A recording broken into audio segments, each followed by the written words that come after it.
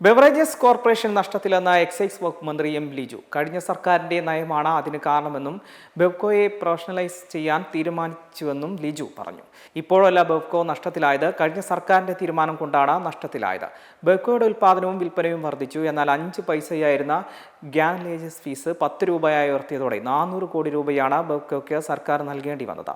ഇതോടെ ലാഭവും കഴിഞ്ഞു. റിസർവ് ഫണ്ടിൽ നിന്നും പൈസ എടുത്തു കൊടുക്കേണ്ടി വന്നു. അതിനാലാണ് ഇത്തരത്തിൽ നഷ്ടമുണ്ടായത് എന്നും എം ലിജു കൂട്ടിച്ചേർത്തു.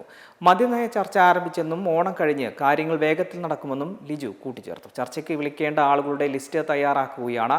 സെപ്റ്റംബറിൽ തന്നെ മദ്യനയ ചർച്ചകൾ തുടങ്ങും. ആദ്യവാരത്തിൽ തന്നെ ചർച്ച പൂർത്തിയാക്കുമെന്നും എം ലിജു പറഞ്ഞിരുന്നു. ക്ഷേമ പെൻഷൻ വിതരണത്തിൽ നിന്നും സഹകരണ വകുപ്പുകളെ ഒഴിവാക്കിയ നടപടിയിലും ലിജു അതൃപ്തി പ്രകടിപ്പിച്ചു. ധനവകുപ്പിന്റെ നടപടിയിൽ ആശങ്കയുണ്ടെന്ന് മന്ത്രി പറഞ്ഞു. സഹകരണ ബാങ്ക് വഴി ക്ഷേമ പെൻഷൻ വിതരണം ചെയ്യുമ്പോൾ ഭീമമായ നഷ്ടമുണ്ടായെന്നാണ് ധനവകുപ്പിന്റെ കണ്ടെത്തലെന്നും മന്ത്രി പറഞ്ഞു. സഹകരണ വകുപ്പുകളെ ഒഴിവാക്കിയ ധനവകുപ്പിൻ്റേതായിരുന്നു. അതിൽ സഹകരണ വകുപ്പിന് ആശങ്കയുണ്ടായി. എന്നാൽ ഇപ്പോൾ നടക്കുന്ന പ്രോസസ് ശരിയാണെന്ന് യാതൊരു അഭിപ്രായവുമില്ല.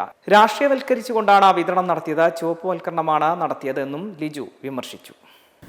അതൊരു ധനകാര്യ വകുപ്പിൻ്റെ തീരുമാനമായിരുന്നു, ഒരു ഫിനാൻഷ്യൽ ഡിസിഷനായിരുന്നു അത്. കാരണം വിതരണം അവരുടെ ധനകാര്യ വകുപ്പാണല്ലോ അതിലെ പ്രധാന പങ്ക് വഹിക്കുന്നത്. സഹകരണ മേഖലയിൽ വലിയ പങ്കാളിത്തം ഉണ്ടായിരുന്നു ഈ ഒരു സാമൂഹ്യ സുരക്ഷാ പദ്ധതിയിൽ. അതോടൊപ്പം തന്നെ സഹകരണത്തിലെ മേഖലയിൽ നിൽക്കുന്ന സംഘങ്ങൾക്കും ജീവനക്കാർക്കും ഇത് പ്രയോജനം ഉണ്ടാക്കിയിട്ടുണ്ട്.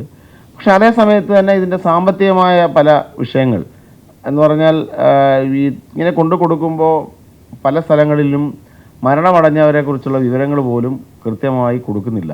അപ്പോൾ എന്ത് സംഭവിക്കുന്നു? അല്ലാതെ ആളുകൾക്ക് പെൻഷൻ കൊടുത്തുകൊണ്ടിരിക്കുകയാണെന്നുള്ള അവസ്ഥ ഉണ്ടാകുന്നു.